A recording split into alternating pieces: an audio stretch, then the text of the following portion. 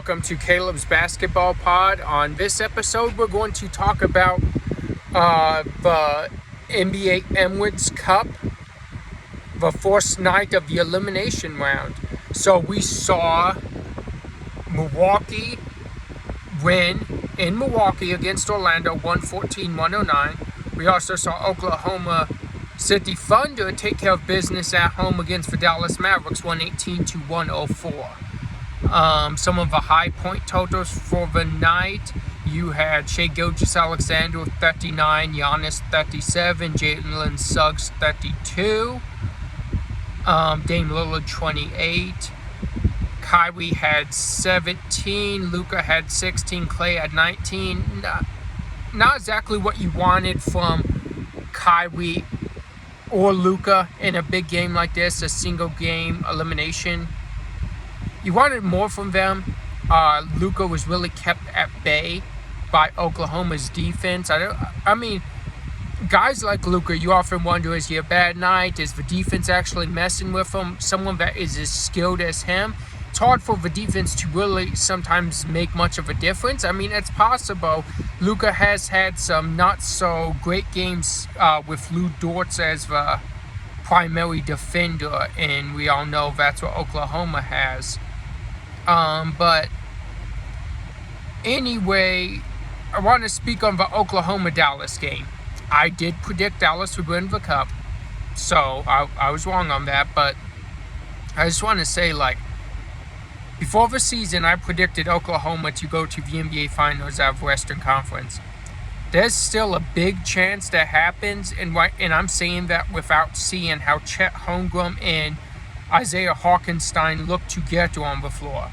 Right now, we're seeing a lot of smalls with the one big in Hartenstein. So it'll be interesting to see how they look when they have two bigs on the floor. I'm assuming Jalen Williams at the 3, Lou Dort's at the 2, and Shai Gilgeous at the 1 is what I would believe Oklahoma's lineup would be. It'll be interesting to see how that lineup works, and also see if you can get more scoring from the bench. Maybe if you put Case and Wallace back on the bench, and you have Isaiah Joe, you have Alex Caruso, guys like that. Be interesting to see if there's more scoring off the bench for Oklahoma, because I think that's one thing they're lacking. Their bench is not great. Guys bring energy, guys play well, but like I said, I need a little more points. I could see them getting maybe an attack, 2-guard, backup point for Oklahoma. Maybe someone like Clarkson or Sexton or something like that. But I think that would help them a lot in bench scoring, because you have to know that your bench can score when guys like Shai or Jalen Williams, Chet Holmgren, when he comes back, when they take a break, you have to know there's offense on the bench. And right now, I'm just not seeing the offense off the bench. They come in and they play with energy, don't get me wrong. But I need more than that if they're going to have a chance to win the championship. So, but all in all, I love that Oklahoma City Thunder team. I still think, in my opinion, they have the best chance coming out of Western Conference. Golden State has a shot. Houston's been playing really well. Memphis is number 2 in Western Conference. They're playing really well. And, of course, Dallas, who they beat last night, is another team that obviously can come out of the West and make it to the finals. But we aren't talking about finals right now. We're talking about the Emirates Cup. And as I mentioned, Oklahoma's moving on to the next round. They will face the winner of Houston at Golden State tonight. Let's flip it. Let's talk about the Eastern Conference. So I watched a lot of this game last night. Well, first off, I want to start with this before I talk about Milwaukee and what they're doing right now and what I see from Milwaukee. I want to hit this. I want to say Orlando, that is one heck of a team. Those guys fight no matter what. Backs against the wall, they're still going to fight. Whoever's on the floor is going to give that effort, and that's why I talk about being a good coach. I've spoke about this in past episodes, but being a good coach means that your system is so well and designed just so right for your team that you can insert anyone into that system in that spot and still have a shot to win. And that's what Orlando's doing right now. You've seen Paolo was the guy at the start of the year still winning. Franz Wagner, when Paulo went down, was the guy. They were still winning. Franz Wagner goes down, and now you're like, oh, well, we're in trouble. Jalen Suggs puts up 32. You're putting different guys in different spots, and they have to show up, and they are showing up. I love that Orlando team. I love how Jamal Mosley's coaching them. And I think they're going to be a tough outing for anyone in the Eastern Conference, including the Celtics, including the Cavs, the Knicks.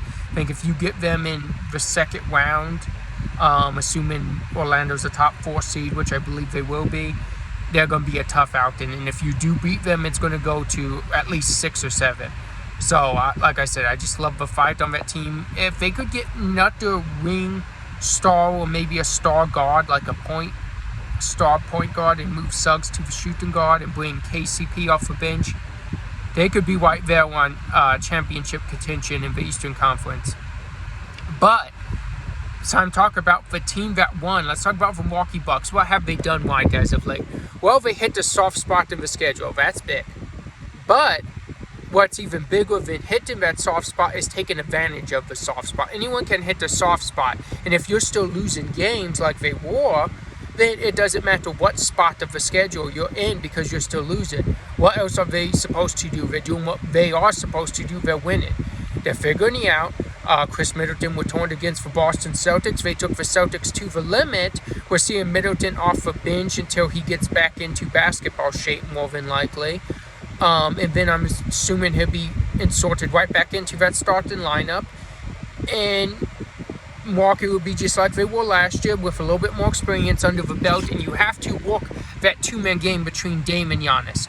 Two of the best players at each of their own positions in the league. You have to work that two-man game. And the numbers Giannis is putting up, I talk about Jokic a lot, but they're great numbers. It's getting brushed over because Milwaukee don't have a great record. Denver don't have a great record either. But Milwaukee started off the season so bad that no one's talking about what numbers Giannis is putting up. And I just want to say respect to him. He's been showing out as of late. And like I mentioned, 37 last night. Him and Dame played a big part in winning. And Chris Middleton, he put up 0 points, but he had 8 assists. So don't disregard that. That's big. And again, he's trying to get right back into basketball after having surgery on both ankles.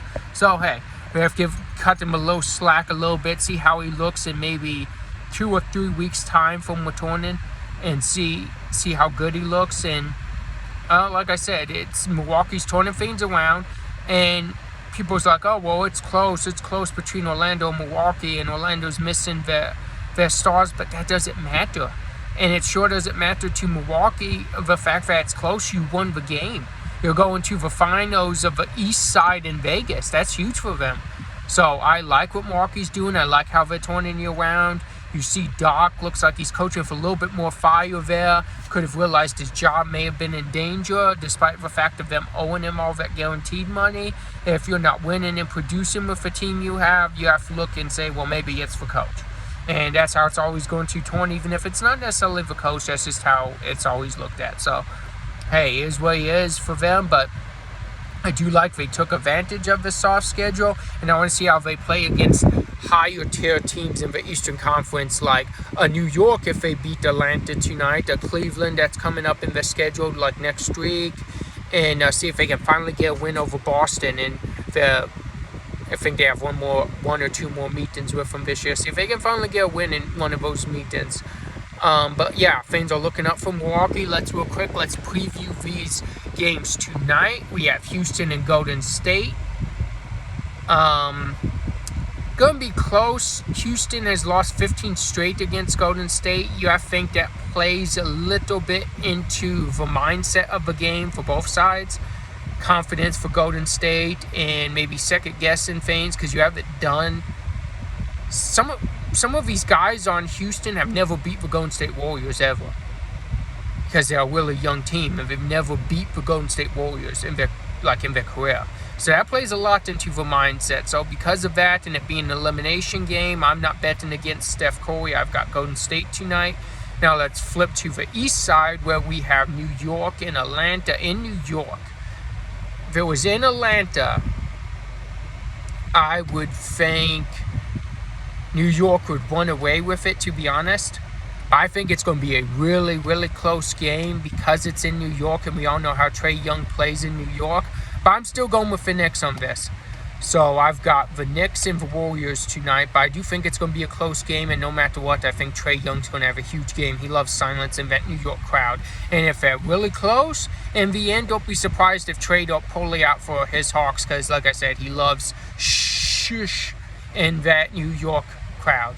So, interesting to watch. X factor in each game to me, one player, if I had to pick for each game, would be Jonathan Kuminga.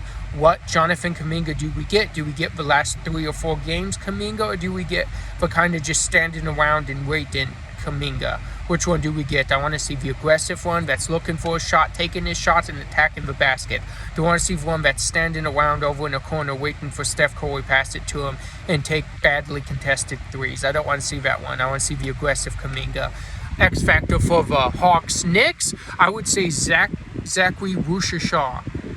I believe the last time they played in New York, that kid put up 37, I believe, and the Hawks got the victory. He's going to need to do all of that and possibly more, because the Knicks know what's on the line. This is an Elimination Cup game, so it's going to be a big game, and I need to see more from him. But don't forget, Atlanta also has players like Jalen Johnson, DeAndre Hunter, Bogdanovic, and Hunter's coming off the bench and playing really, really well right now. So again, watch out for that Hawks team. I do think the Knicks have this one, but you also have to wonder how much energy are they going to have if the game gets really close. Our starter's going to play 40-some minutes. We don't need that this early in the season, but Tom Thibodeau has a habit of playing guys way too long. So, like I said, it'll be interesting to see, but I'll see you on Friday where we'll recap these games and talk about the finals of the Emirates Cup coming up. Thank you for tuning in.